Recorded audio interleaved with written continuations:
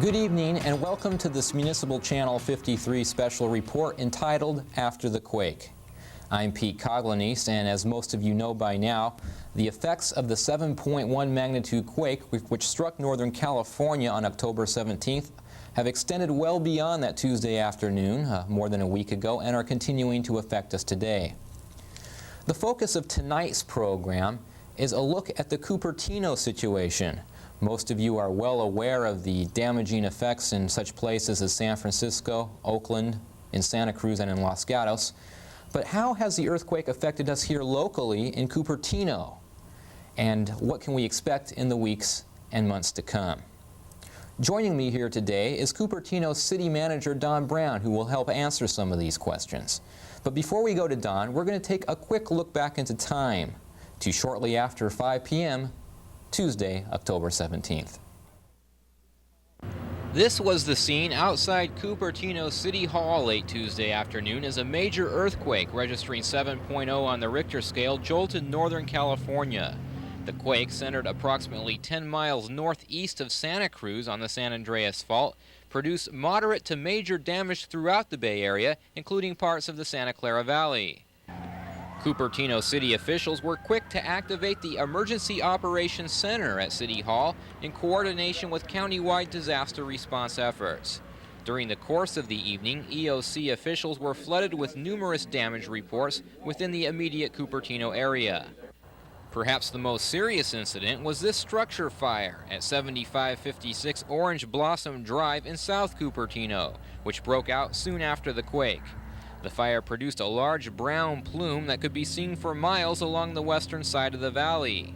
Neighbor Norman Wild returned home to find the fire raging out of control just across the street from his home. Don Faust,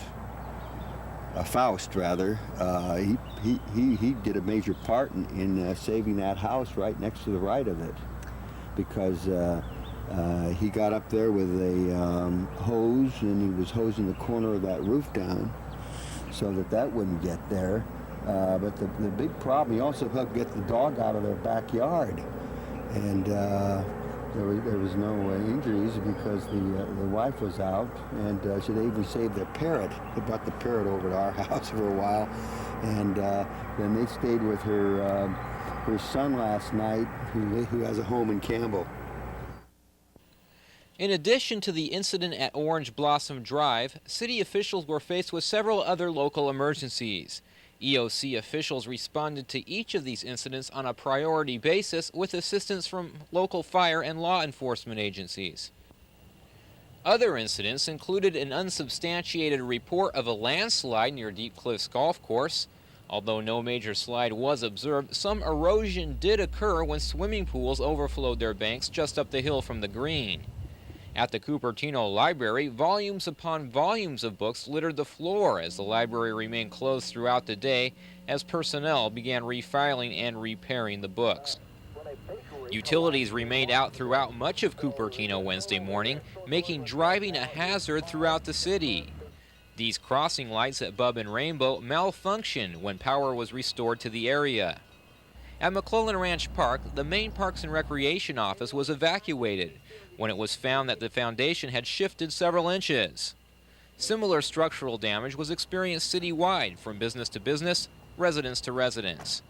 And as businesses were slowly cleaning up, there were reports of a severe water shortage in Cupertino due to damage at the Rinconada treatment plant.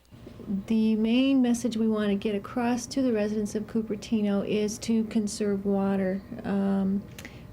We are served by 3 different water companies in Cupertino. 2 of those companies are private utilities which receive their water from the Rinconada treatment plant that is operated by the Santa Clara Valley Water District. There is some damage to this treatment plant, and it is affecting our water supply. The tests have been done, and Cupertino water is safe. There was some question at times. That is fine, no problems there. In response to the possibility of additional earthquake aftershocks, many residents have taken to stores to stock up on such supplies as flashlights, batteries, and bottled water. Administrative Specialist Pat Jocius recommends that you take the following precautions. Families. We found that they need to prepare their homes in such ways as having their water heater strapped down. There's still a possibility of aftershocks, and so we need to make sure that they have some water on hand and that they are concerned about the food and supplies that they do have. Cupertino is on a limited water Things are supply. slowly returning to normal in Cupertino more than a week after the earthquake, but it will undoubtedly be some time before life returns to the way we knew it before this catastrophe struck. When we return, we will be joined by Cupertino City Manager Don Brown, who spent most of his time this past week assessing the post-earthquake situation here in Cupertino.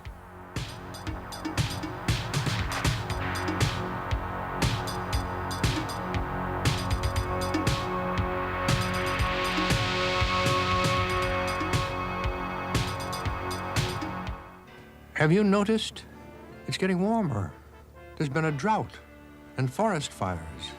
Streams have been drying up and record heat waves have been reported. What's happening? Scientists call it the greenhouse effect, the gradual warming of the Earth caused in part by increased carbon dioxide in the atmosphere, CO2 that lets the sun's rays in but traps the heat rising from the Earth. If we don't fight the greenhouse effect now, droughts and heat waves could become intolerable. The National Arbor Day Foundation urges you to do something about it right now. Plant trees. You see, growing trees take carbon dioxide out of the air and help conserve energy. This is Eddie Albert. I urge you to fight the greenhouse effect by planting trees. Our free booklet, Conservation Trees, will show you how. To get your copy, write the National Arbor Day Foundation, Nebraska City, Nebraska. Do it now.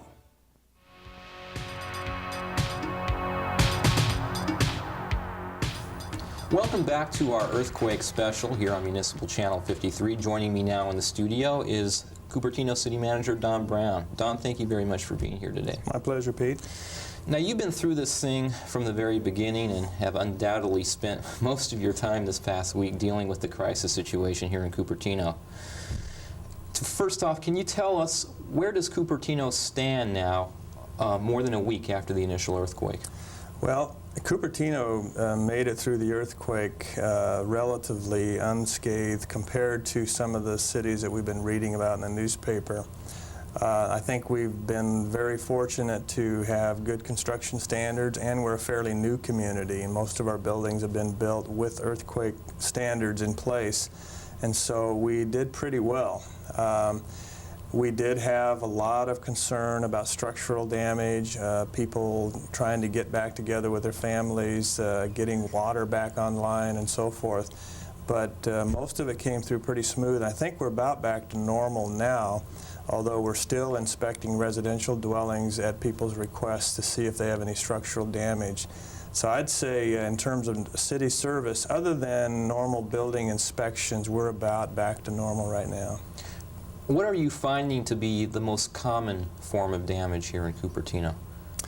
Oh, I think most residential units had content damage, things falling off of shelves, breakage, shelving falling over on cars and garages and so forth. We did have some of our water lines, our public water lines, break the night of the earthquake, and got those fixed that night. And some office industrial buildings had some damage that is still undergoing review, and but that was mainly it.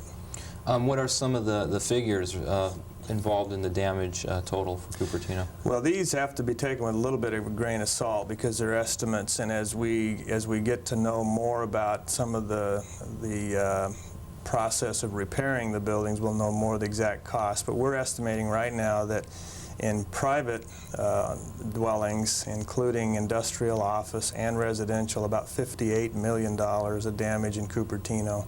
About $8 million of that we're estimating to be residential, and about the $50 million to be industrial commercial. We've also estimated about $300,000 in public damage to our own facilities, either buildings or roads or water lines, etc. And that's the best we have right now, and that undoubtedly will get more precise as we go along. Now, $58 million compared to, say, $500 million, as in Los Gatos, doesn't really seem to be that much, although, you know, of course, it is a lot of money. Yeah. Well, I think that reflects on really on exactly what happened during the earthquake, because we know Los Gatos downtown took severe damage. And I think a lot of that had to do with the location of the fault and also the location and the age of the buildings in their downtown. Same with Santa Cruz. I don't think there's any way we can compare what happened in Cupertino to what happened in those communities. With such a large damage total in Los Gatos, $500 million, is Cupertino prepared to assist any of the neighboring communities in any other way? Yes, in fact, I have talked to the city manager's office in Los Gatos the day or two after the earthquake, and basically just put out an offer to assist if there was any way we could. They appreciated that. They have asked for a couple of particular help items. One was some chain link fencing, which we tried to provide, and also some videotaping from our Channel 53 crew, which we provided, just so they'd have a historical record of the damage. And I suspect as time goes on and they assess their financial situation, that the county as a whole may take a look at and see if there's a city that's going to be in severe financial straits. There may be something we'd want to do as a county to see if there was a way to relieve some of that pressure. Okay, as you well know, and as you mentioned earlier, one of the features of a major earthquake is the disruption of utility services, and of course Cupertino did experience that shortly after the quake. Electricity and gas was disrupted. But now, after several days after the quake, we still seem to have a water problem here in Cupertino, although most of the lines, as you mentioned, were restored. Can you maybe expand a little bit, and what exactly is the water problem we are? Sure. First of all, the water in Cupertino is absolutely safe, just to get that out of the way. And it was always that way throughout the quake, no contamination. The biggest problem was at the Rinconada treatment plant, which is basically our sole source of water supply. In normal situations, went out of commission totally for several hours during the earthquake. We do have wells that we can pump in an emergency, and we did that with auxiliary power, and we kept our water tanks full during the stage, and that was a relief because we didn't know what kind of fire pressure demand would be put on the system. We did have one structure fire during the early stages of the earthquake, and luckily that was the only fire we had. But today we are in pretty good shape. Rinconada is up about 25% of its normal capacity, and I think in the next 4 to 6 weeks they'll be fully operational. We are getting priority treatment, I think, from Rinconada because it's our only source of water. And so right now I would say we're getting about the normal amount of water we would get, although we are asking people to continue conserving so that we don't take advantage of that water situation out of Rinconada treatment plant. Okay, I know that was one of the major concerns of some of the residents who had called into City Hall over the past week, was the water situation. What are some of the other problems that residents are running into, some of their concerns? Well, I think now that we're 3 or 4 days after the earthquake, people are starting to ask questions about their homes. Is my home okay structurally? You know, I think as long as it was standing after the quake, most people, that was not their #1 priority. It was cleaning up the mess and making sure the family was safe and so forth. Now they're starting to look at cracks and they're saying, gee, is this a major problem? And they're calling us. And I think yesterday we had more calls on structure inspections than we had during the first couple of days after the quake. So that's taking quite a bit of our time, just responding to those requests. And what we do is we go out and we look at it, our inspectors, and we tell them if it's a minor problem, we'll let them know. If it looks more major, we would advise them to get somebody to come in and take a look at it from a structural point of view. So that's been a big issue. Initially, we had a lot of calls about power because PG&E had power outages all over the place. That was pretty much cleared up by Friday of the week of the earthquake, and And I think all the gas turn-ons pretty much were handled by that following Sunday. So I was real pleased with PG&E's response on that. I just want to let our viewers know that we will be joined later in this program by Joe Antonucci, who will be talking about some of the building inspecting that's going on and what residents can do to get more information about that subject. Don, I'd like to talk a little bit now about the federal relief situation here in Cupertino. How do residents go about applying for federal disaster relief, and are they eligible here in Cupertino for that, for those grants? Yes, we think so. First, let me just talk about the public's ability to access that situation. FEMA, Federal Emergency Management Act, has set up locations throughout the county. They also have telephone numbers, which I know you're going to give out during the program, that people can call and get stuff by mail or just get questions answered. And my understanding is there are grants and loans available for earthquake damage. And I read in the paper yesterday where Congress, I think, approved about $2.5 billion to go towards the earthquake relief effort, and that should go through FEMA, is my understanding, to provide those grants and loans. So I think the system is up and running. We went to a briefing, some of our staff, Saturday morning, where FEMA gave us all the rules and regulations and how people should access that. And we have those available here at City Hall if people would want to call City Hall for further information, or they could call the direct line through FEMA. The second part of that is the city's reimbursement for costs and repairs and damages. And we are tracking that pretty carefully, what equipment we're using, what manpower was out working beyond normal hours. And we expect that a portion of that will be reimbursed through FEMA or the State Office of Emergency Services. And we're trying to keep track of that too. Great. When we return, we're going to take a first-hand look at the Emergency Operations Center. That's the center located here at Cupertino City Hall, and look at some of the activity that followed shortly after the earthquake on Tuesday.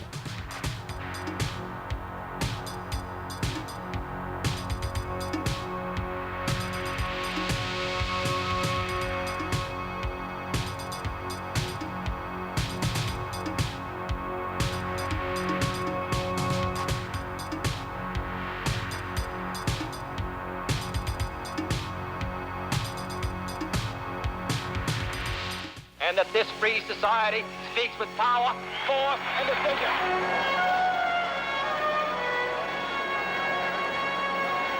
In this crusade, the political machine that put these people into office is still run by the same person. You. Democracy. It can't be of the people and for the people if it's not by the people. Vote. Welcome back to our earthquake special here on Municipal Channel 53. Don, it's ironic that it was only a few months ago, actually a couple months ago, that the city of Cupertino went through an earthquake simulation exercise, which was sponsored by the county of Santa Clara. What have you learned from that exercise, and how did some of the activity translate into the actual emergency that took place here last week? Okay, good question. That was I think when you look back on that training, as brief and as artificial as it may have seemed, I think it did give us some help. I think everybody that was involved in this, I think this was the first time that the EOC was activated for a real emergency. And so it was the first live test for us. Certainly for me, as a fairly new city manager, it was the first ever being involved in trying to coordinate activities involving an earthquake. I think the training we had, as brief as it was, helped kind of identify who was going to follow up on specific functions, and that was the most value of it. And when we were looking for emergency medical treatment, Steve Dowling, we knew, was the guy to do that. And that's his functional responsibility. Normally, he's Parks and Recreation Director. In emergencies, in charge of coordinating medical services. And so we knew that he was the guy to do that. When we wanted to keep track of the status of things, we knew that Bob Cowan, who normally is Director of Community Development, he's the guy to keep track of status of events and so forth. And so while there was, I think, some confusion about what exactly should be done and which things should sequence one after the other. I think we had the idea of who was responsible for the major functions down pretty well, and that really came out of that practice session. Good. We do have some footage now of some of the events that took place shortly after 5:04 p.m. when the earthquake hit. These are scenes from the Emergency Operations Center that we'll be looking at. And maybe you can tell us, just give us a run-through of some of the events that took place shortly after the earthquake, and how responsibilities were delegated and so forth. Okay. Well, there's Steve Dowling. I was just talking about him. One of the things that we learned early on was that we had no idea how extensive the earthquake damage was elsewhere. We knew we lost power. We knew it was a pretty good shaker, but it was really through the media that we figured out that it was a significant disaster in the region, and that's what prompted us to be a little more alert to what was going on. We also see here is CARES, the Cupertino Amateur Radio Emergency Services, and they probably provided a vital link with... Yeah, they were excellent. They showed up with about 5 or 6 people. They have access to radios throughout the community, even when power is down, and they were available to provide information on what was going on in the community. How were things, what was the attitude of the department heads that were there during the crisis situation? You said there was a little bit of confusion at first, but how did things develop later on in the process? Well, it was very calm. I thought people were, very businesslike, but also very informal about how to get things done. We did a lot of just sort of talking through things. Where are we on this? What's the status on this? Where should we be expending our resources at this moment?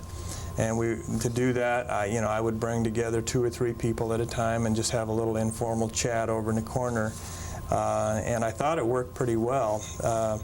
We learned a few things. We learned a lot of things from this exercise that I think will help us react better in the future if we have to do this again.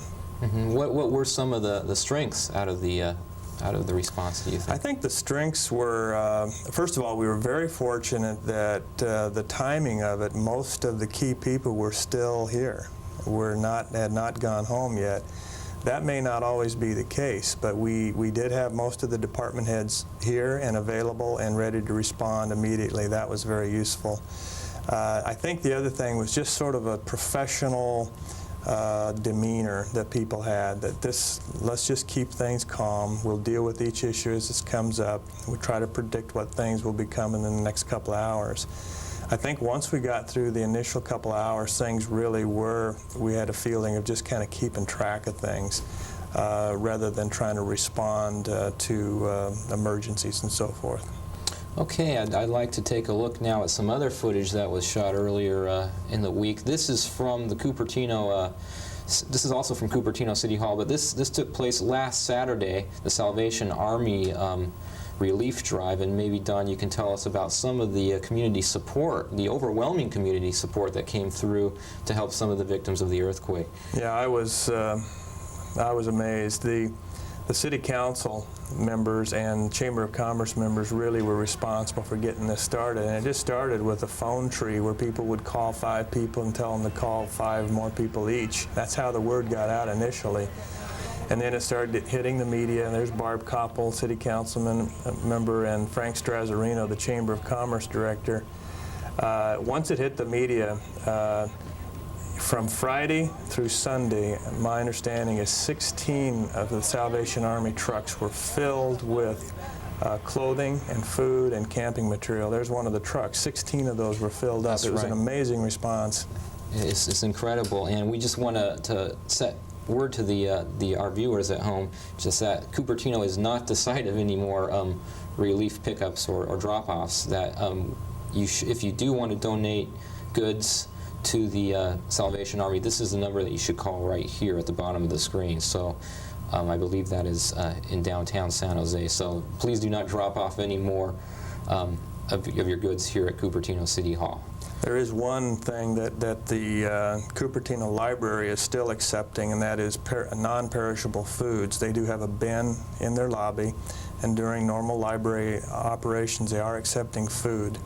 But there is no local drop-off point now for clothing, and we really can't accept anymore.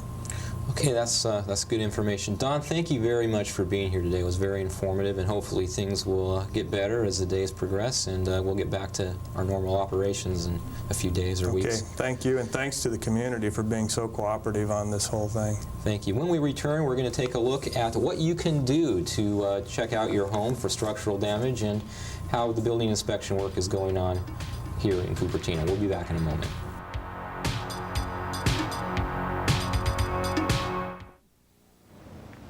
My mother said I was too much trouble.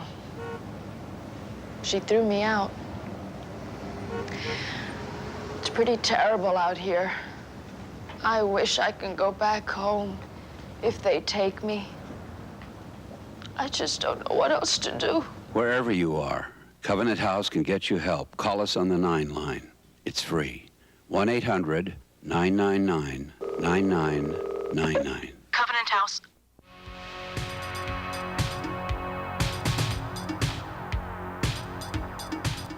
Welcome back to our earthquake special here on Municipal Channel 53. We are joined now by Chief Building Official for the City of Cupertino, Joe Antonucci. Joe, thank you very much for being here today. Welcome.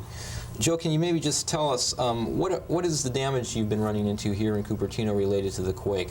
Well, basically, Cupertino came off pretty well in the quake due to the fact that a lot of our buildings are new. We're a relatively new community.